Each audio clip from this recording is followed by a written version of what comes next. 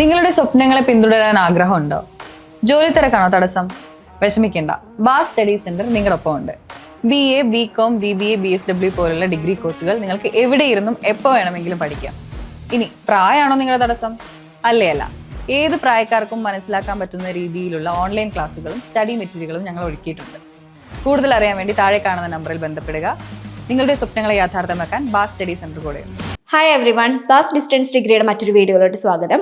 അപ്പോൾ നമ്മൾ ഇന്നിവിടെ ഡിസ്കസ് ചെയ്യാൻ പോകുന്നത് രജിസ്ട്രേഷനുമായി ബന്ധപ്പെട്ട കാര്യങ്ങളാണ്. ശ്രീനാരായണ ഗുരു ഓപ്പൺ യൂണിവേഴ്സിറ്റിയിൽ രജിസ്ട്രേഷൻ ചെയ്ത സ്റ്റുഡൻസ് അല്ലെങ്കിൽ ചെയ്യാനിരിക്കുന്ന സ്റ്റുഡൻസ് രജിസ്ട്രേഷൻ എങ്ങനെ കംപ്ലീറ്റ് ചെയ്തു എന്നുള്ള ഡീറ്റെയിൽസ് ഒരുപാട് പേര് ചോദിക്കുന്നുണ്ട്. അപ്പോൾ അത് എങ്ങനെയാണ് നമ്മൾ ചെക്ക് ചെയ്യേണ്ടത് എന്നുള്ളതിൻ്റെ ഡീറ്റെയിൽ വീഡിയോയിലോട്ട് പോവാം.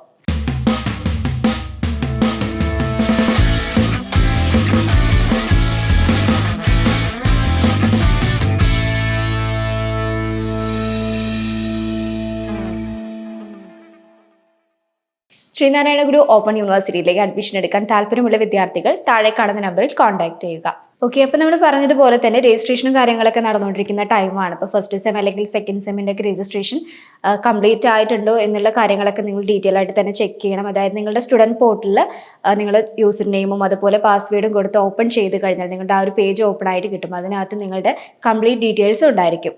നിങ്ങളുടെ സ്റ്റുഡൻറ്റ് പോർട്ടൽ ഓപ്പൺ ചെയ്തിട്ടാണ് നിങ്ങളിപ്പോൾ എത്ര സബ്ജക്റ്റിനാണ് രജിസ്ട്രേഷൻ ചെയ്തിട്ടുള്ളത്, എത്തരത്തിലുള്ള കാര്യങ്ങളൊക്കെ നിങ്ങൾക്ക് അറിയാൻ വേണ്ടി സാധിക്കുന്നത്.